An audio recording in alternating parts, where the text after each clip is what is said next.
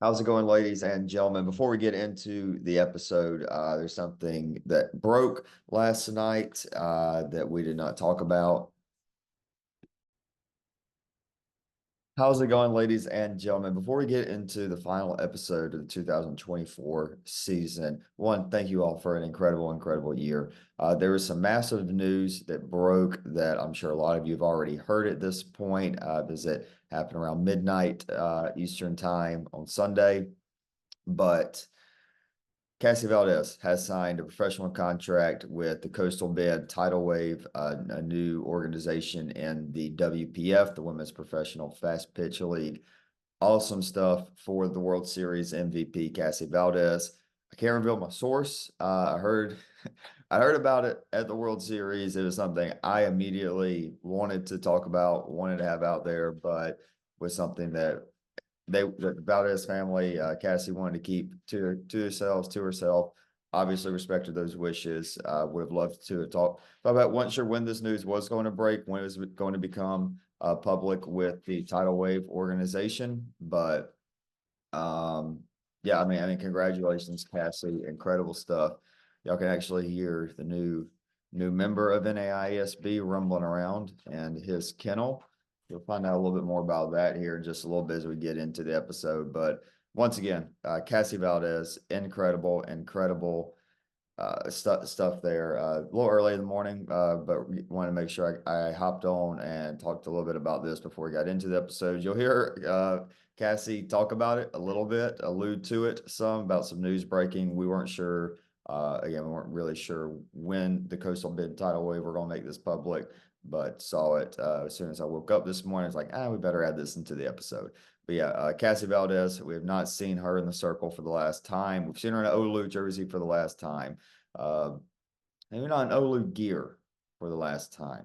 We'll let Coach Bruce Leningtion here at the end of the episode talk a little bit more about that. But again, congratulations, Cassandra, an unbelievable NAIA softball career, unbelievable season, obviously. That's what this episode is. We're talking Ollu softball. We're talking about the World Series. And then at the end of the episode, my co-host, and again, while we're giving out flowers, Carly Fitzer, great job this year, co-host. Very excited to have her on again in 2025. We are rocking and rolling. But hey, let's get into it. Last episode of the 2024 season. Here we go. How's it going, ladies and gentlemen? Welcome into another episode of NAISB. Carly, we picked whoever we picked, and we were wrong. Sometimes it's just that simple. Sometimes the best team in the freaking country is just the best team in the country. And this year, the 2024 NAI softball season belongs in West San Antonio, Texas. Our Lady of the nice shirt, dude. Nice shirt, brother. Yeah, I mean, Ollu wins the national championship, 57-3. Congratulations, Coach Lenington, the Saints family, everybody. And this is what this episode's going to be about. It's going to be about Ollu winning the Natty. Couple of questions we're going to talk about and answer is going to be, where does this team go down as far as one of the all-time great NAI softball teams? And then where did this World Series go as far as one of the all-time great NAI softball World Series? We'll talk about both of those, and then we will talk to two people who build the statue, right? Build the Bruce Lenington and Cassandra Valdez statues at this point. The first MVP, the first red banner in school history there of Our Lady of the Lake. So yeah, I guess first MVP at a final site for the Saints, Cassandra Valdez. Then obviously Bruce Lenington. The only thing that could have made it better, Carly, I wish you were there. Gosh almighty. I promise Carly will be there next year. Hopefully you won't be in the middle of another move. We'll have some things in budget. We'll actually be debuting a couple of things this episode. Our first official not official ad deal, but we got a little advertiser. We're gonna mix in an advertiser here in a little bit. Y'all see what it is. Sad news is this is the last episode of NAISB ever in this apartment. Gotcha. Got all y'all. No, we will be back. Like I said, off-season episodes coming out probably mid-August. Got some awesome things to talk about there. And then, yeah, and then we'll pick back up in January, Carly. We'll do it again. Year two, with you, year three, just in NAISB in general. Very excited about that. But we also have another co-host. So we already talked about Madison White, but there is one more. Marsh, Marsh, Marsh. It is official. We alluded to this 2 episodes ago for our World Series preview, and now in our World Series finale. It is official. Marsh, the man, the myth, the legend, will be joining me in the new recording studio and everything. It's going to be awesome. I won't just be recording in my kitchen, where I've been recording for the last 2 years. I actually have a room in the new house moving into that is going to it's going to be, it's going to be badass. It's going to be awesome. You got a little bandana for Marsh yet? There will definitely be an NAISB bandana finding its way to Frostproof Florida. I promise that. But Marsh is going to have a significant role. We'll get into that a little bit later on. But Carly, let's get into the episode. Like I said, we're going to have Coach Bruce and Cassandra on here in just a little bit.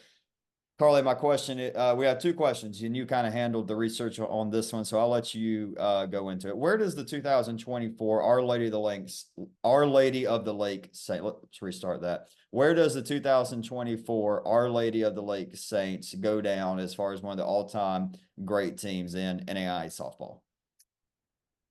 I did a lot of looking back. I think outside of Phil McSpadden, and his 2016 and 2017 teams, they're up there. Unreal. Yeah, but you look at 2016 OCU 67-3. They got 3 players with 10 plus home runs, 75 total. Couple numbers: Kaylee Pugh 417, 68 RBIs. Madsen Ellis 431, and then 2017 68-1. One loss came from a D2, 72 home runs, 173 stolen bases. Some of those same names hitting 462, 516. I mean, outside of those 2 teams that were just absolutely lethal in 2016 and 2017, I put them up there. Yeah, and it's obviously tough to go back in the in the DAC stats era, really, when you start talking about the 2012, 2011, you have to really do some digging there. So we're going to look at the quote unquote modern era of NAI softball, which is fair because you start talking about teams like Auburn Montgomery in 2014 that went 44-7, Concordia Irvine in 2013 that went 52-3. We can mention those, and that's the whole purpose of the offseason episodes. We're going to talk about those teams then, but obviously those 2016, 2017 teams led by Georgia Wall and Abby Midori in the circle were unreal. A different breed of softball in Oklahoma. Then the game's obviously expanded over the last 7 to 10 years. Which is obviously awesome to have. Of course, the most recent dynasty in Southern Oregon, you look at probably their best squad in 2021, one of Donovan's peak years, where she batted 428, 66 RBIs. I mean, obviously her senior year where she had like 19 home runs and 95 RBIs. And we'll talk about, we'll mention little Sarah Giles here in a little bit too, but obviously she got the Triple Crown this week, getting the RBI 76. It is funny to think about last year that Donovan had 95 or 96 RBIs. It's genuinely insane to think about. Oh, I mean, obviously one of the GOATs of NAI softball, but outside of those McSpadden team, I'd probably say just in the last 10 years of NAI softball, they're a top 3, maybe 4 team. You look at 2018 USAO, that was obviously an incredible team. And there are some other teams to mention, but obviously when you start talking about, Mount Rushmore style teams, GOAT teams, you have to finish with a red banner. I mean, heck, we definitely we could be having the same conversation about, is this one of McSpadden's greatest teams if he would have won? But you have to put, we can definitely, you have to put those 2016, 2017 Oklahoma City teams on a pedestal. But look, I mean, the game's different now, and we'll talk about it a little bit more. But the game's different. NAI softball's different. And I know you and you're a little bit older in the NAI softball world than I am, but the game's grown so much. Just you look at a team, I mean, heck, we had a California team going up against a Texas team. Awesome stuff. It used to just be you had your teams in the Southeast, like the Montgomerys, like the Shorters, like the teams in the Mid-South, and then you had Oklahoma City, and you had a couple of really good California teams like Simon Fraser. But again, a lot of that's we're saving for the fall. That's the purpose. We want to have those fall episodes for.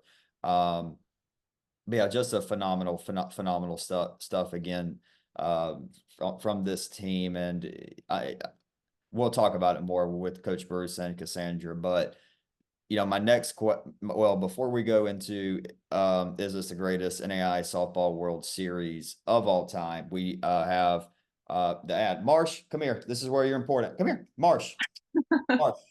Marsh. Terrible co-hosting. He refused. Marsh, come on. Marsh, what are we doing? I got a treat.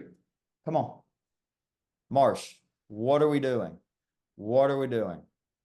Okay, I'm not dealing with you right now. He's being pouty, whatever. He's not getting attention. He's not getting attention. That's fine. That's fine. I don't know what he's doing over there. Anyways, we have so this is how Marsh is going to be a part of the podcast. He is going to have a stat of the day that we are going to be pulling in. That's obviously going to be coming in the 2025 season, but we have one final one for 2024, and Marsh's stat of the day is brought to you by MSH Visuals. MSH Visual, not Visuals. No better than that, but let's start that one more time. I'm struggling. Tough way. Hey, man. Last episode of the year. Get it together. Figure it out, right?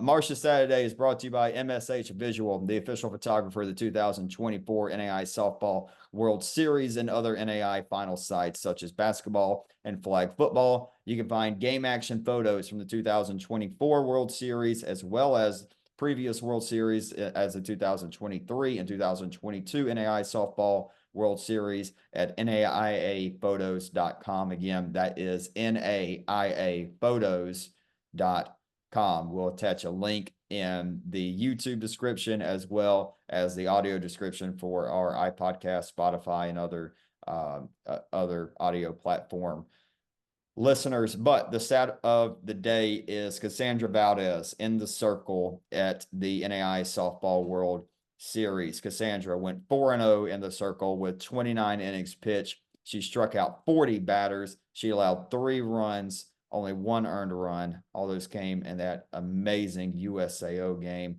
her against Sophie Williams. Obviously, AJ Flores, the walk-off bomb in that one. But that is Marsh's stat of the day, brought to you by MSH Visual. I'll have some media training with Marsh over the next couple of months, so we have him a little bit better on cue. On cue. No pup cup for him tonight. That's his part of the deal. He shows up. Oh, whatever. He's getting a pup cup. He's getting a pup cup. He's definitely getting a pup cup. Come on. Carly, this is the most fun I've had watching softball. And I mean, obviously the World Series, all that, it's awesome. And I've had time to sit back, reflect on it, research it.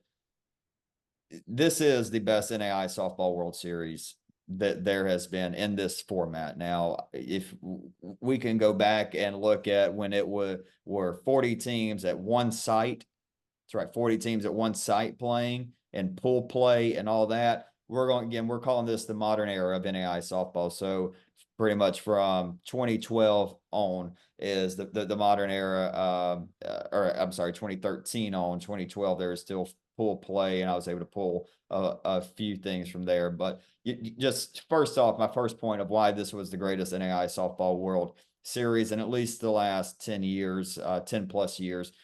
11 of the 18 games were decided by 1 run. The only other time that was close in this era of the postseason NAI softball, 2022, my first year in Columbus, and then way back in 2014. Make people feel old. I was in middle school. When that happened, and there were only 7 1-run games. So 4 less. No other World Series has come close to the 11 of 18. You mix in 2 more 2-run ball games and 2 more 3-run ball games. then all you have is the 8-3 USAO Central Methodist game, which was a great game. I mean, CMU getting up, obviously that game was very hyped up, and then USAO lineup knocks out Jordan Ball in a big fourth inning after CMU had the lead. That was a great game, and even our lone bad game, if you will, of the World Series, the 5-inning Jessup Oklahoma City game. We talked a ton about that last episode, so no real need to go much into that one. But I mean, holy crap, a 7 seed Jessup, who gave them much of a shot against number 2 Oklahoma City? Who's got 2 thumbs and didn't pick them? This guy and that girl. We didn't. We both picked Oklahoma City to go a little bit further than they did. So that game was unreal. But you look at the 2 walk-offs, or I'm sorry, the 3 walk-offs. Mm-hmm. I mean, Jesus. I mean, or I'm sorry, there were 4 walk-offs, not just 3. There were 4 walk-offs at the World Series this year. You had Madonna's Gauthier with the single against Annalise Jarvis and Gwinnett to end that unbelievable pitching duel in the bottom of the 7th between Schloud and Jarvis. You had Amber Atkins walking off Georgia Gwinnett in another great pitchers duel. You had Sam Lorsch and what was probably, if not the game of the World Series, one of the top 3. The fact that there was a game, Carly, 3-1 elimination game, a team that ultimately goes on to play in the national championship to give Ollu the biggest run for their money in that 2-0 game on Wednesday evening that ended the season. Sam Lorsch, last AB of her career potentially, could be the last pitch she sees. It was ultimately the last pitch that Mason Schloud, the NAI softball legend, threw. Yeah, down to the last strike. Down to her last strike. I mean, Sam could easily put up an argument for player of the tournament. Her or Sarah probably for player of the tournament. Now, how that game would have went if Jessup won, and then if they win game 19, there's obviously other factors. But I mean, Sam ended up with what, 3 home runs, all 3-run shots. So. Yeah, and I believe 10, 11 RBI, at least 9. I believe 10 or 11 RBIs. Great stuff for Sam Lorsch in a special moment. And then about 3 hours later, AJ for Ollu hits the walk-off shot against Sophie Williams. That was massive. Carly, I got a question. If maybe things go a little different and AJ Flores doesn't hit one 250 feet to dead center off of Soph, and USAO pulls this one out or something, are we singing a totally different tune right now? I mean, do we know? Who knows? Maybe Ollu. I think they still beat Jessup. Yeah. Because I mean, we saw what happened. They beat them 2-0. That as good as that lineup was, as good as that 2-3-4 of Maddie Ibarra, Sarah Giles, and Sam Lorsch is, and that we still get to see. I'll go ahead and tell you, I'm not going to sit here and advocate anything for D2 softball, but I'll go ahead and tell you, I will be watching Sarah Giles and Maddie Ibarra if just destroy some D2 pitching next year. And that's about as good as you're going to get me say anything about a D2 team. So we'll move on. But who knows how different it is? Can they get through Jessup? Can Ollu get through Jessup? Probably. We'll say yes. But okay, can you go beat USAO twice? Which leads me into another point, Carly. It would have been the answer to that question is an easy no if they had to play 3 games in one day. Yes. Carly, I don't know about what it looked like from the outside looking in, from a spectator, or what was watching on a live stream like you were and keeping up on social media. Obviously, you had more insight than probably anybody else with me calling you and keeping you as updated as I could. The national office, hats off. Brant and Abby, hats off to y'all. The way everything was handled this week, they took a lot of crap. National office took a lot of heat. And I was ready to come on here and sing a very different tune. Oh, I was ready to be pretty honest. If a team had to play 3 games in the national tournament, I would have had to bite my tongue. I'll say that. Yeah. And like, I get it. Situations were what they were.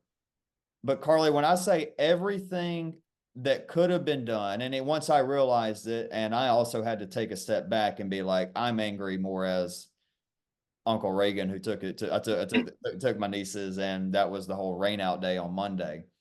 And obviously for a while there was the plan, the team was going to play 3 games, and it just is what it is. It was going to have to be done.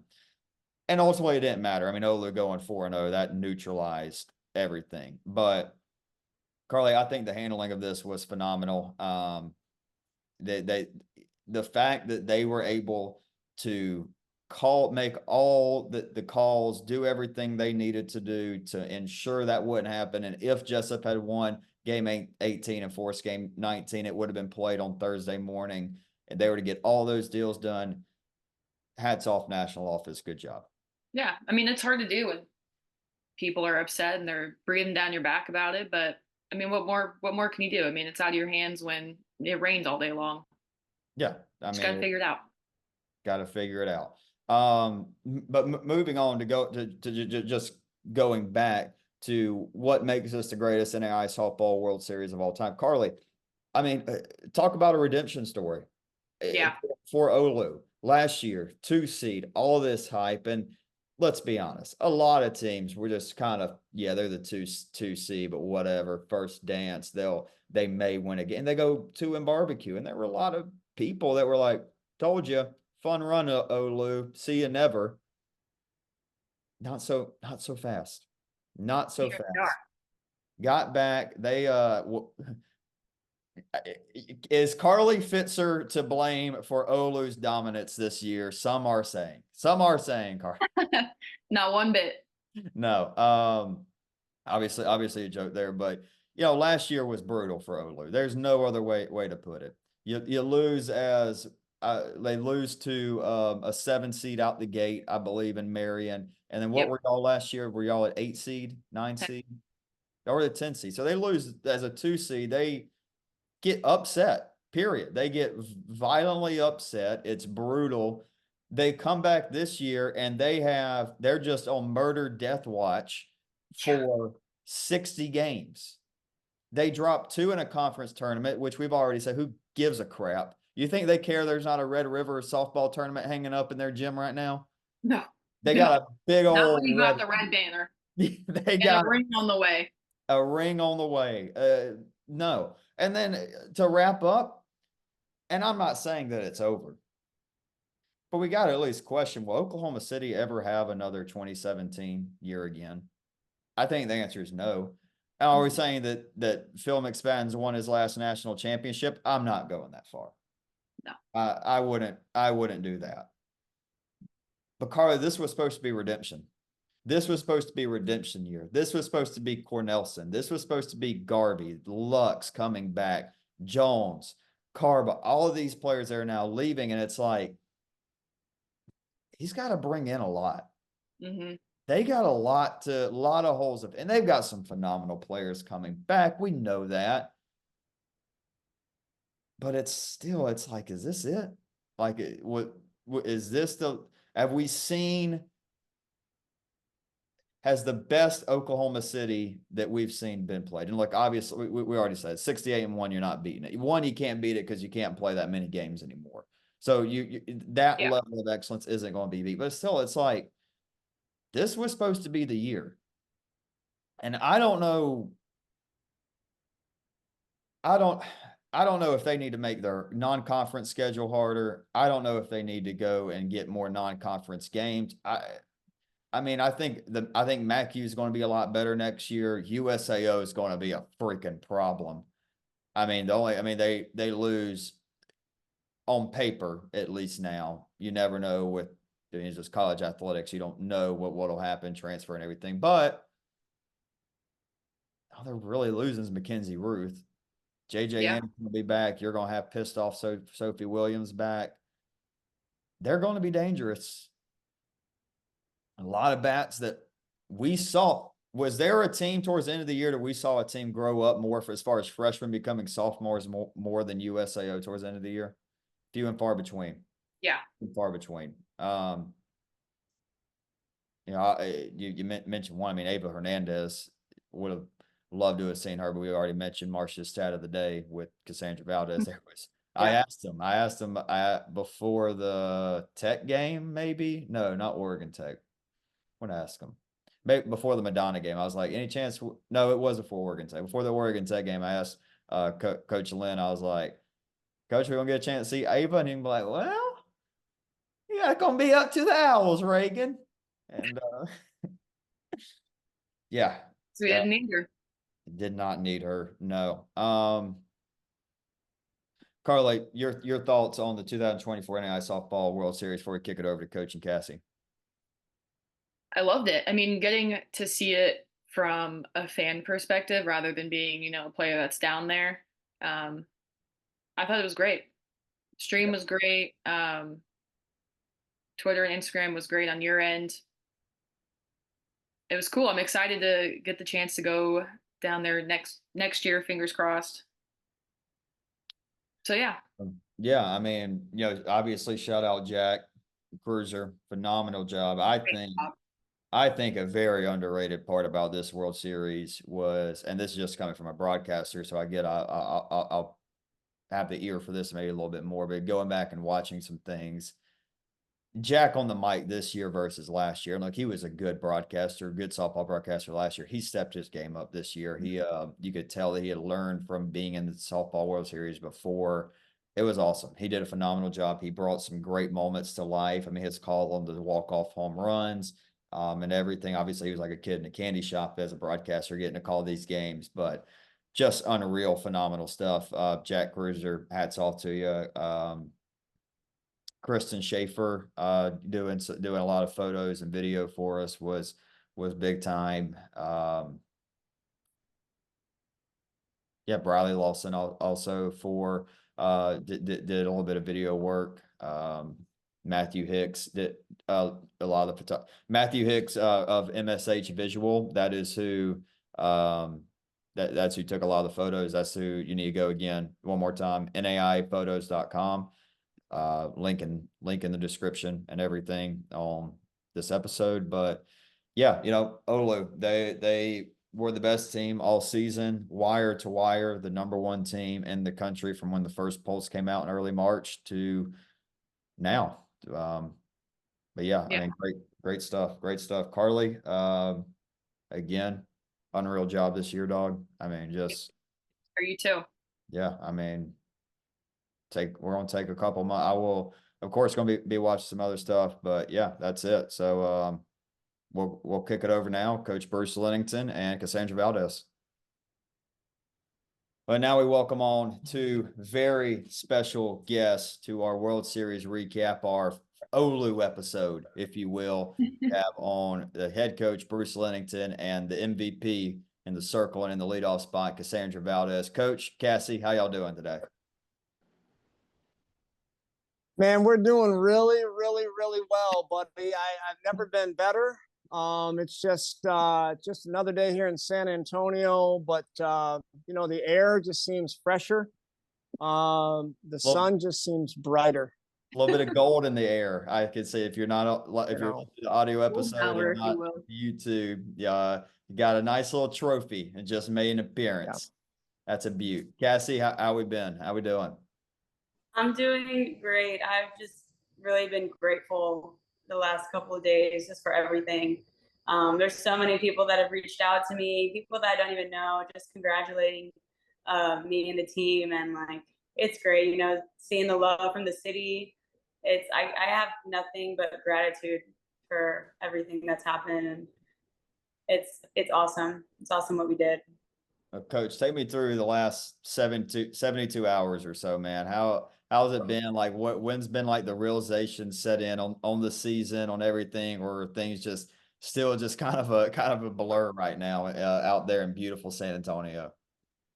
No, it hasn't set in. I mean, and there's at least 5 times every day since Wednesday where I'm like, you know, did that just happen? I mean, you know, it's unbelievable. It just really, really is. But I'm very, very happy that, you know, the style of play that we were able to do throughout the season, it really was on display in the World Series. And I mean, we really played that way all year.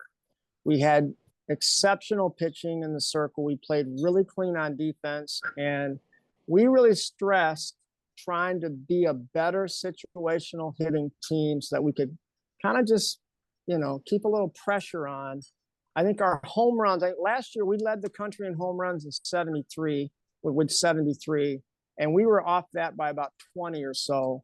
And I'm fine with that because we have a lot of players who could hit more home runs, but that created, in my opinion, a hole in their swing that gets really, really exploited when you see the type of pitching that's at the World Series. And that's what we learned 2 years ago, so, but no, I mean, I literally about 5 times a day, and I hope it stays like that for a long time. I don't ever want this to be like, no big deal. It's a huge deal for our team. Well, Cassie, we're obviously going to talk a lot about your pitching and everything throughout this interview, but obviously you're the leadoff hitter, so you're kind of the first line of what you saw, and certainly the pitching is what made this World Series one of the greatest national tournaments in NAIA softball history. We just got done talking about that, and Coach, I'll talk a little bit more about the stats and everything that I've come to find to back that up with you. But I mean, Cassie, let's talk about the level of pitching that you saw there, because it was incredible just from a spectator's point of view. Yeah, I feel like everybody was just spinning it, hitting their spots, hitting those corners, and it's all about making adjustments, and that was what we did, and that's why we won, because we were just so good at making those adjustments. And if somebody wasn't on, then somebody else could pick us up, and that's the grace of just having a great team and having girls that can pick you up when you're not on, or vice versa. Yeah. And so yeah, it's great. Cassie, Coach has been a hell of a motivator all year long. I mean, what were some of the best things he said or done this year that kept you guys motivated? I don't think I can remember like anything particular, but one thing that I do appreciate from Coach Bruce is that he made sure whichever team we were facing, that we respected them, whether they were the top seed or the bottom. We respected the game and our opponent, and he was always really good about making sure that we were focused on the task at hand for that game. And that's awesome, just having a coach that can straighten out the girls, our team, our mindset, and really get us ready for whatever game that may be, whatever team we're facing. And so I think what I'll remember the most is just how well he led us in that aspect, and making sure that our mindset was ready for whatever game we had ahead. I mean, it's such a difficult thing to do, what y'all did this year. I mean, from wire to wire, from when the first polls came out and y'all were the #1 team in the country, to Wednesday night when y'all ultimately you could feel it a little bit with I believe it was Ava that had the solo shot in the bottom of the 6th, or who had that solo shot in the 6th? Was it her? Maddie Garza. Maddie Garza. Yeah. Maddie Garza had the solo shot there, and that's when you could kind of feel like they're not scoring 2 runs on Cassie here in the 7th inning. They're like 1-0. It's like maybe they get that second earned run off of her. But Coach, take us through this season, and how were y'all able to sustain such a high level of excellence from January until when y'all lifted the red banner Wednesday night? Well, I think the things that work for us in this tournament are the things that really worked for us all year, and it started in the circle. And Cass was an All-American, and deservedly so last year, but she came back better. She is a better pitcher and a better player this year. She was dominant, and really, I'm thankful because she's out of eligibility, but she's going to be sticking around with our staff, and I'm excited to let her help and develop our pitchers that we've got now and we're going to have coming in. Because she did not settle. I mean, I really think getting beat twice, I really want to thank Carly Pfizer and her Midland teammates, because they really, I think they really helped us focus in on what was important. But no, honestly, I thought that and I think Cass kind of mentioned it, but what we did differently this year in year 2 is that we tried to become more task oriented and not outcome oriented. That was my big message all week, because it was just the opposite last year. We were so worried about, well, what if we fail? What if we let all these people down who are loving on us, who are praying for us, who are watching us? And we forgot to do the task to the best of our ability. And so I'm telling you what, this is something I've never said really before. I was not nervous before any game at the World Series or even in the regional.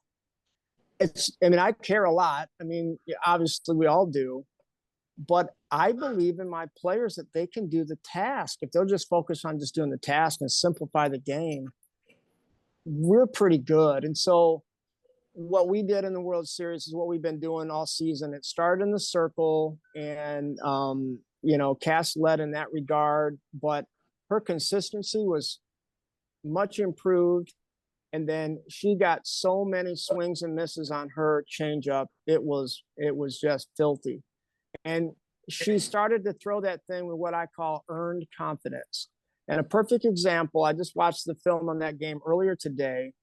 It was our Madonna game. And in the 6th inning, we got a couple outs, but then, Cass walked a couple people. And then she goes 3-0 on the next kid, and I'm starting to look at the pen, God bless. I can't, come on, Seb, we love you, but let's get out. You know what I'm saying? God bless. Before Carly Pfizer steps up there. You know what I mean? So, but she made that count go full count, and then she struck the kid out with a changeup. Who throws a changeup 3-2? Well, if you have earned confidence, you do. And so that was the difference. I don't think that pitch was thrown with as much confidence last year. But this year, I'm telling you, that was a big equalizer for us. And really all of our teammates who had that experience from last year, we all kind of focus on the fact that, man, if we just focus on the task, we feel like we're prepared. Let's just let the outcomes take care of themselves, and it really worked well for us.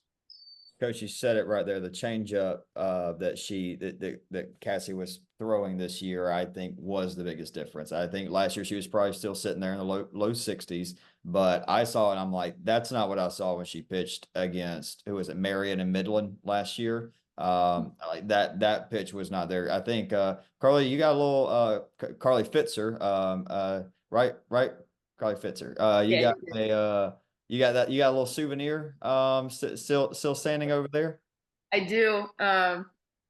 It was my Where's it at? You got it?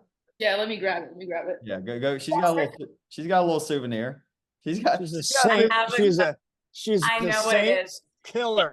I know what it is. Killer. The single season home run ball. Yeah, yours is better. But this one's for me. I get chills. Carly, I get chills just looking at you. I'm just telling you that right now. I'm so happy that you're on this podcast and you got a mic in your hand and not a bat. I got one more year eligibility. Oh, you do? I'll be calling you. Uh-oh. It's a wrap. Come on down to the lake. Oh my God. Don't be stealing my co-host. You can commit here on the podcast. What a great episode that would be. Carly, you're doing a lot of numbers right now. Carly, you're getting a call after this. I just signed a lease. I can't. You should have. Oh, we'll buy you out of that lease, and I'll buy your father a tractor. I don't even care if he's a farmer. We don't care. Oh my God! Can you get me a dog? Oh heck yes, we can get you a dog. God bless. You can have Gus. I don't care. God bless. Oh, that might sell me. Okay. All right. Oh God. We'll be in touch. Oh. But I got one for both of you. Cassie, you can start on this one, but you guys take a lot of pride bringing this red banner back to West San Antonio. Talk to us about what this national championship means to you guys in the city. Yeah, well, I feel like we're kind of looked down on a little bit, and so they got to pay attention to us now. There's no way we can be ignored, and respect is earned. And I think that we did that, and we represented Ollu in the best way possible. And I think we can motivate a lot of the other teams at our school, and people in the area. You know, those little girls that go to our games are constantly looking up to us, you know, and we're some of their role models. And so to bring this back home just gives more girls dreams to chase. And so that's exactly what our program does. And so I'm so grateful that we were able to actually reach our goal this year. Cassie for the kids. I mean, we could start selling shirts. Cassie's for the kids. Coach Cassie. Coach Cassie, right? Mm-hmm. So, Coach, what about for you, man? I mean, just talk about what this means for that area in San Antonio. Well, I can tell you the thing that really touched me the most is, you know, I got back in the hotel room and you know, when I was putting my backpack on, you know, I've got my phone in my backpack. I don't carry it at the game. So, but it literally, I could hear it just going off like bing, bing, bing. I mean, we're being reached out. We have people all over the country, like everybody does, that, you know, families and relatives and, you know, former players of mine who have, you know, gone on and had families and stuff. And they were all locked in. But anyway, I got back to the hotel and I looked on some social media.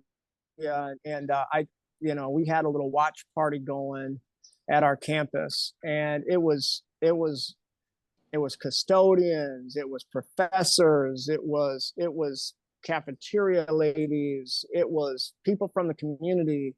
And I mean, they all got on their feet when the last out went up in the air, and they were celebrating.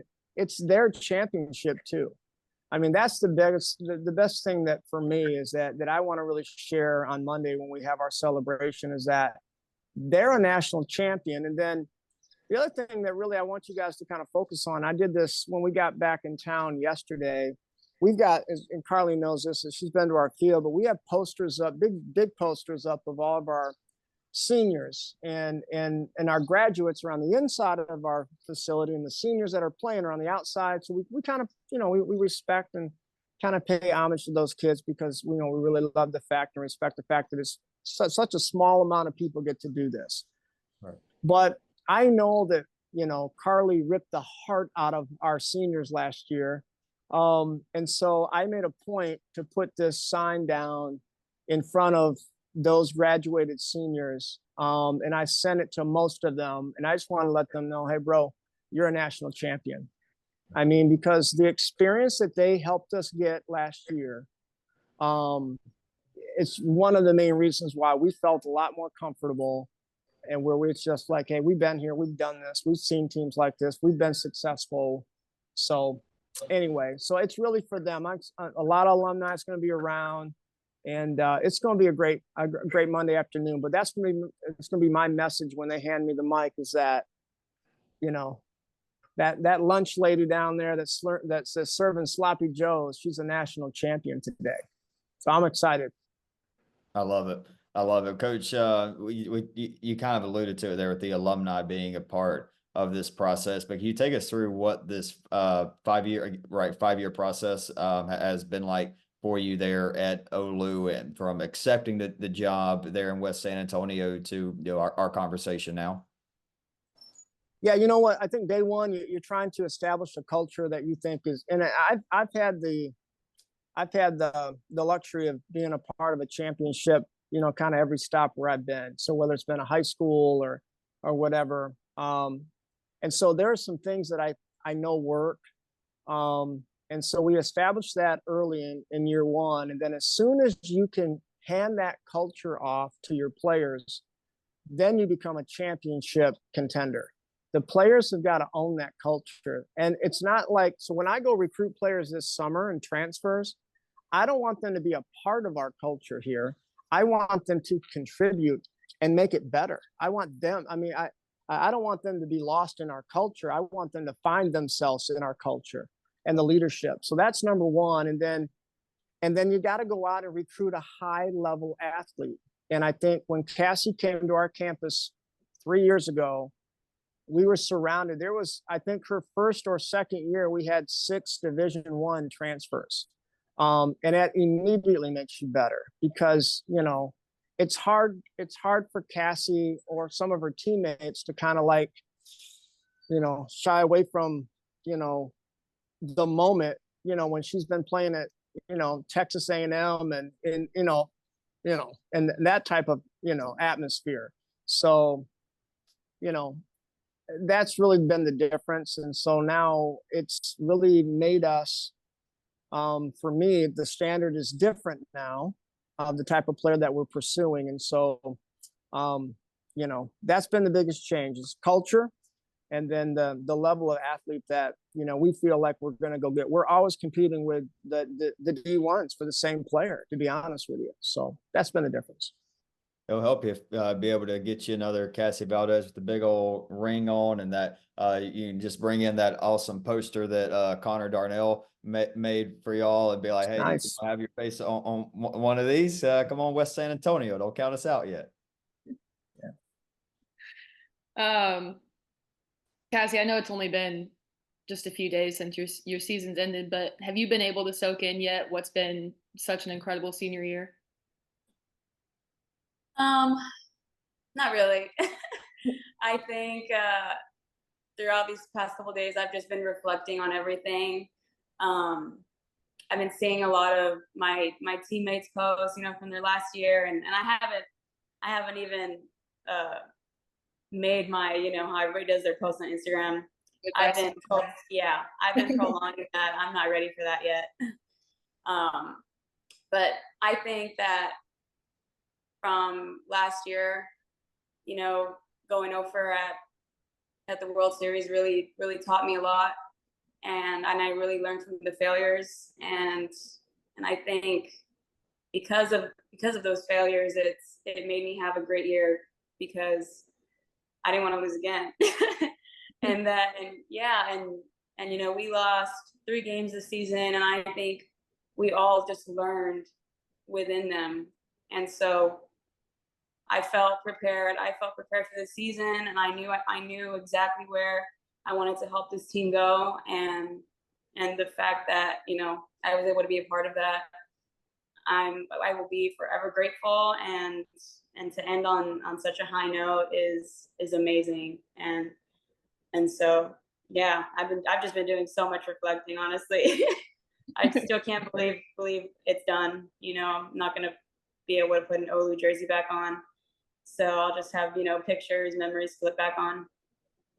Those are pretty good memories to go back on, no doubt. Yeah. Well, hey, go ahead, Carly. Oh, okay. Well, now that it's ended, you guys got any big summer plans? Well, go ahead, Cass. I'd like to learn from your summer plans because Cass is working for me, just so you know. So Cass is going to be doing some recruiting. Well, yeah, I can tell you right now, we feel like we're behind because we've been playing for the last 3 weeks, and a lot of teams that we're competing against for recruits and they've just been knocking on doors and kissing babies and shaking hands. So we feel like we're a little behind. I'm actually on the road tomorrow, as a matter of fact, going down and visiting some kids. But anyway, you wave that trophy around. I don't think you'll have any issues. Yeah, it's heavy. I usually don't take it on the road with me. I haven't had it that long. I don't even know what to do with it.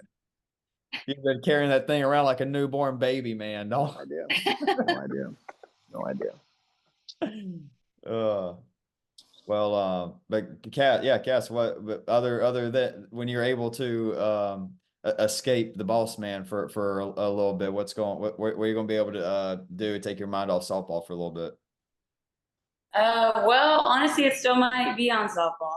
I'm not gonna spoil anything, but there's some really good things to look forward to this summer.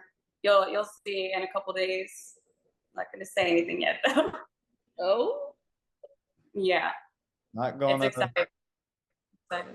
We'll we'll talk about. We will. Huh? We'll keep the post notifications on. We'll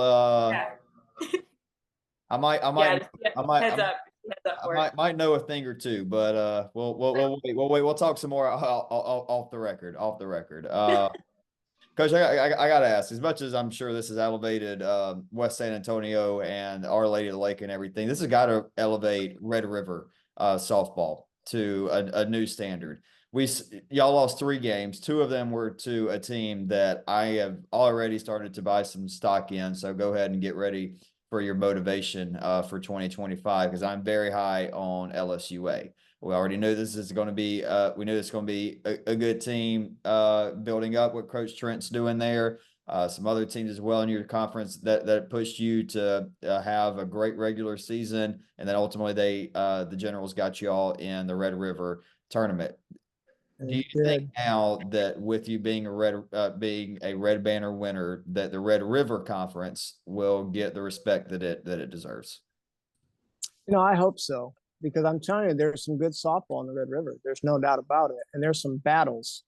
And just like any conference, there's some programs who are not as good, but that's in every conference. And so I learned a long time from a pretty successful coach that's in NAIA. He told me that you got to beat the teams you're supposed to beat.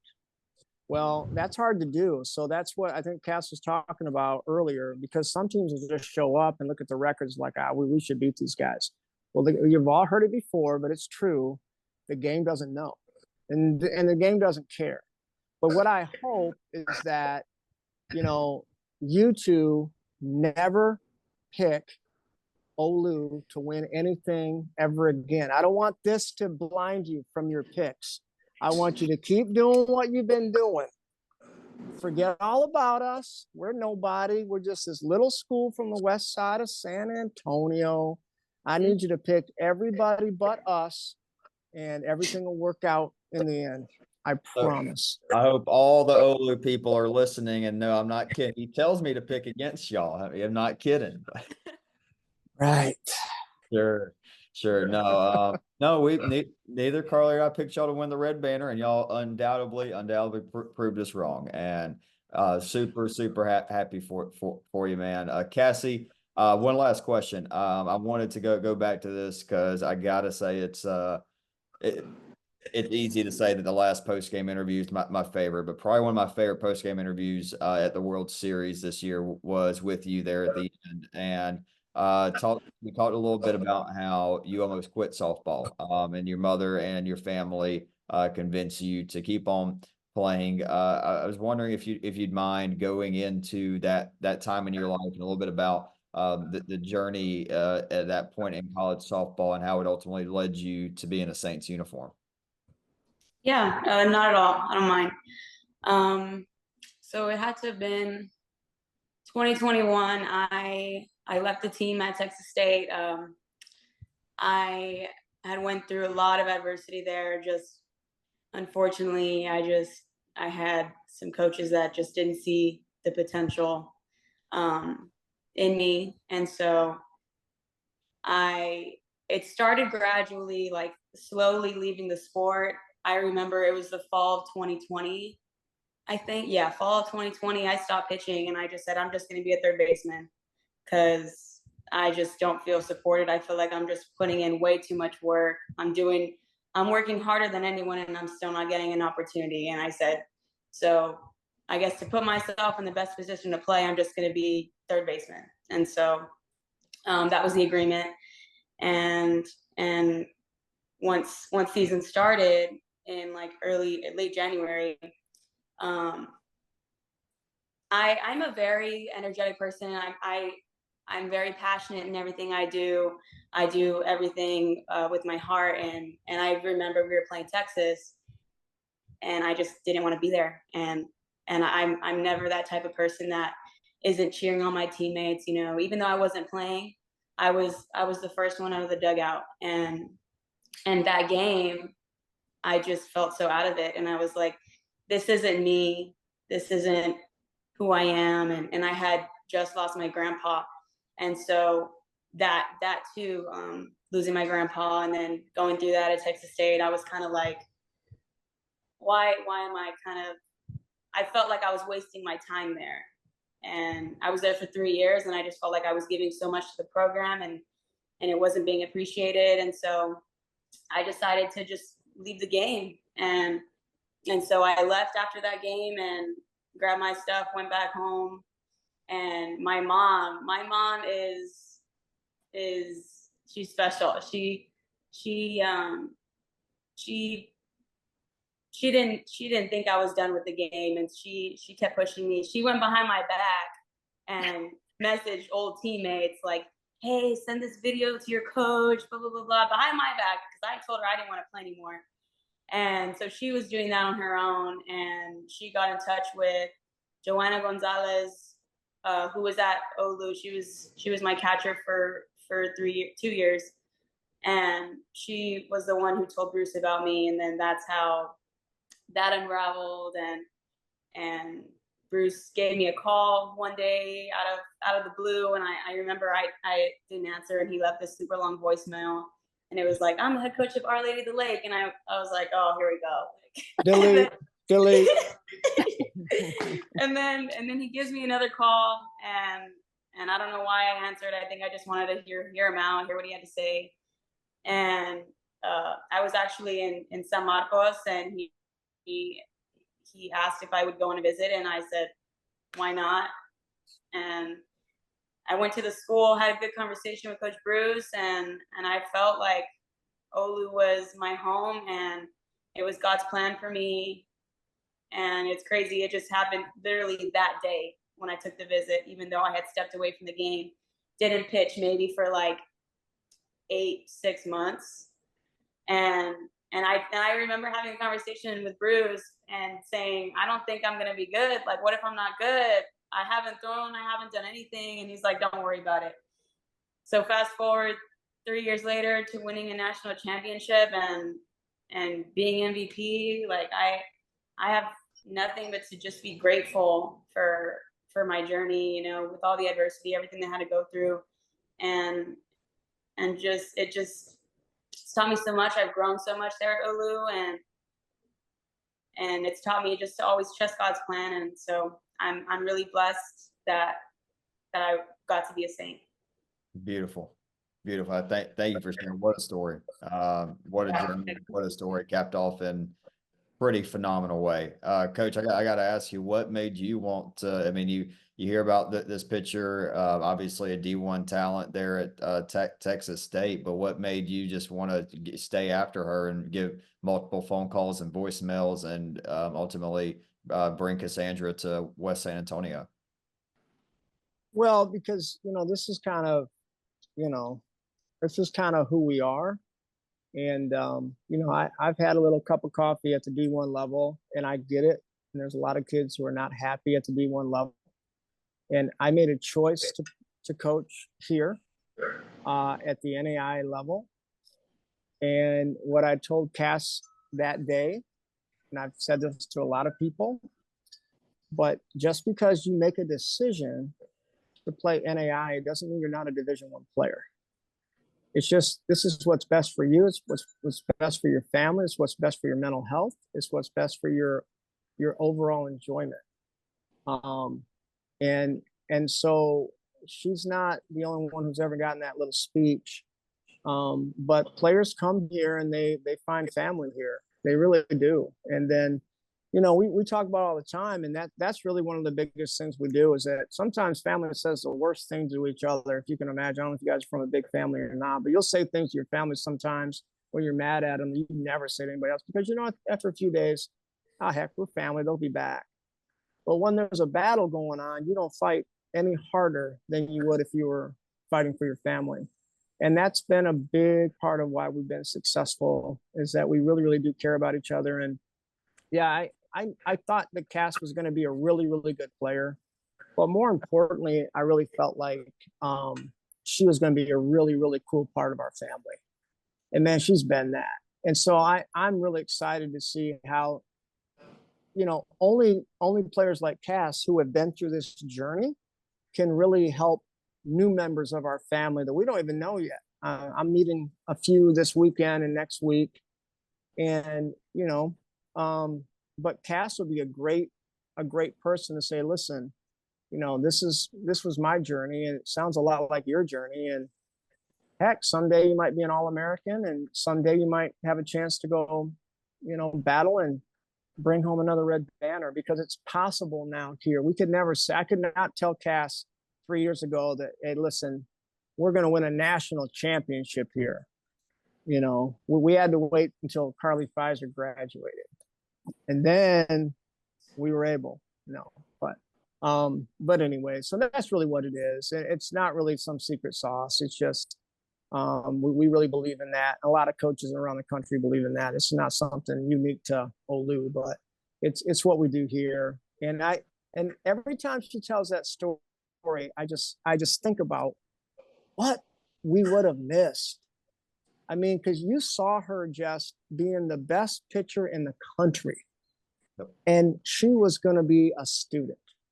And I'm so thankful. And I know there's other players like that out there, and we're looking for them, that, they've got more to give. And the game is such a great game. We've all been a part of it. And Cass and Carly, man, you guys have been in the middle of it, and it's a great game. There's nothing like it. There just isn't. No. And so if you can imagine having all that potential of being like the MVP of the World Series, of the national championship tournament, and being able to say, I want to walk away. That's, every time I hear that story, I think about what a waste that could have been to the game, because she's pushed the game forward in our area. I'm just telling you. And anybody who watched her pitch, you can take notes on the way she threw the ball. So I love that kid. I love all of our kids, but man, her story is special for sure. And you know what? I think when she was telling that story, I just saw Carly really thinking about what my phone call is going to be like in about 5 minutes after this is over. So I'm going to start Googling, lease legalities to make sure we can get you out of your lease without a problem. No worries. Yep, no problem. Got you on speed dial, babe. I don't know what he wants more, to have you at West San Antonio, or to make sure you don't go anywhere else and end up facing him again in Columbus. For sure. For sure. Oh, well, Carly, I might have to offer you the house, the whole house here in Florida, to keep you on, make sure to keep you with an AISB. But Carly, anything else for Coach and Cassandra here? Nothing other than congratulations. Especially Cassie. I've been probably one of your biggest fans this year. I've loved following you along. So your story is awesome. I love it. It gave me goosies, as I would say. But yeah, congratulations. You deserve every single bit of it. Thank you, Carly. I think I felt like Carly was about to have a heart attack during the national championship game, because two players that she has rightfully so fallen in love with this year, Cassandra and Sarah Giles, those two going at it. And I felt like Carly was about to have to pick between her two favorite kids there for a little bit. Yeah, I was stressing. Well, yeah, like Carly said, Coach Cassie, congratulations on phenomenal year that we talked about a little bit earlier, goes down as one of the greatest seasons in NAI softball history. And Cassandra, your year, sub 1 ERA, 200, over 220 strikeouts and just under 200 innings, 29 innings of 1 earned run ball with 40 strikeouts in Columbus. Just an unreal season. And like Coach said, what you've done for the game and what you've done for NAI softball, especially, as cool as that ring you're going to get here in a couple weeks or couple months is, and the parade you're going to have there on campus, and everybody that's reached out, I'm sure that's been unreal, and nobody has deserved it more this year than you and the Saints there in San Antonio. But Coach hit the nail on the head of what you've done for girls in that area, what you've done for girls in Texas and in all over the country that have now watch NAISB and watch NAI softball and watch you. You have elevated this game tremendously. And Cassandra, thank you for all you've done for NAI softball. And Coach, same to you in building a phenomenal program, and got a feeling Saints aren't going to be going anywhere anytime soon. I appreciate it. Hey, are you guys going to ask us what our favorite truck stop snack is? I heard that was a thing. Oh my God. That's right. That's right. I've been waiting all year. Carly, I've been ask them. I think Cass All right. Cass should go first. What's the elite combo? I would say we usually stop at Buc-ee's, and I usually get the chopped brisket sandwich with some chips. That's usually my go-to. See, this is why we need to have Texas people on more. Carly, they get the Buc-ee's, so they get it. I'm so sad that I've never been to a Buc-ee's. Oh, they're like, oh man, it's awesome. You got everything you need there. You will soon. I'm telling you. Just real quick, if we played well, I just do the 2-pack of the Reese's Peanut Butter Cup. If it's a really good game, I'm going to grab the 4-sleeve and just get a sugar high and call it a day. Oh, I pound them. So I've been waiting all year for that question. So I'm glad I got it out there in the universe. Is Gus going to make his appearance? Is he in frame? No, Gus is taking his after dinner nap right now, so he's good to go. Cannot disturb, man. Can't do it. Well, again, Coach, congrats, Cassie, congrats. Anything else y'all want or want to add on anything, or are we ready to send the folks into the off season? Well, can I just say thank you? Literally, we have a lot of coaches in the fraternity here, and I spoke with a lot of them there at the World Series. And I think people that listen to your podcast, on a weekly basis or whatever, there's a lot of time that goes in for you to have your finger on the pulse of all these different leagues, of all these different players. And so just thank you on behalf of many coaches that I've spoke with, because no one else is covering the sport. And so what you're doing is a big time service. And I think, Carly, when you do come to Ollu, you can still do the podcast. We'll put you in a live mic for games, so we can still continue this, because you're doing a great job doing it. But anyway, seriously, thank you for all the time both of you guys have put in, and all your staff and all that stuff. It really is much appreciated for those of us who care about the game, care about NAI softball. So thank you. Appreciate that, Coach.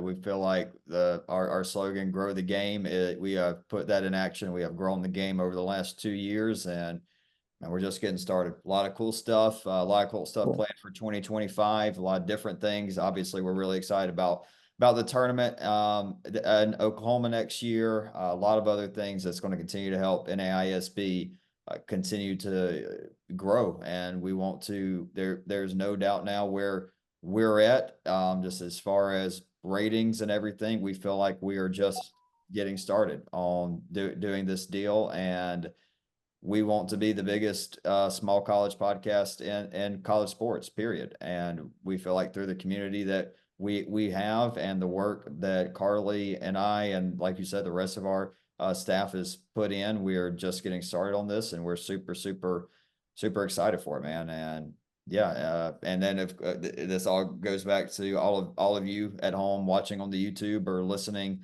on iPodcast, Spotify, whatever, I cannot express enough gratitude to all of you listening. You are the ones that have grown this to the level of being one of the top small media or small college media podcasts in the United States, the biggest softball podcast, the most watched one. It's incredible. I can't believe how the process, how efficient the process of this has been, because it is hours to put in for the work, but dude, it's just watching softball. Like, it's watching softball, looking at stats and talking about it. It's what I've done since I was yay big for a whole lot of other sports, and now I get to do it. And you alluded to it earlier. There is nothing like softball and college softball. And when talking about it there with Cassie, just how the NAI offers this unique experience, it's awesome. It's awesome. It's special. Again, everybody listening, we hope to continue to provide good product, good content. Like we've already said, this episode, we are taking a couple months off. episode 37. So 37 episodes for the 2024 season. That's a wrap. We'll be back for off-season episodes in August, where we will take a look back at some of the most storied teams, players, eras, conferences, the pre-NAI SB. So we'll be taking, I know one topic we'll be talking about is Shorter. Met their coach. I mean, how about Shorter's coach Nora, just showing up to watch some NAI softball, former Georgia Tech coach, showed up to watch some games there. We'll talk about the Oklahoma City. Look at him. Look at him. He's sending texts to my co-host episode, folks. Waiting for me to wrap this up so he can start recruiting. But oh no, I already have. It's fine. Gone. You just finish up. It's fine. Carly and I are just doing something right now. No problem. It's fine. Sure. Jesus, man. I'm about to have to text her back like, hey, what do I got to do? We got to keep messing with you. But yeah, we'll be back. Fall episodes. We'll do all the good stuff. Look back at NAI softball pre-NAI SB, and then next thing you know, it'll be January, folks, and we'll be rocking and rolling. So thank you all for an incredible year, and we'll be back soon. Talk to you soon, friends.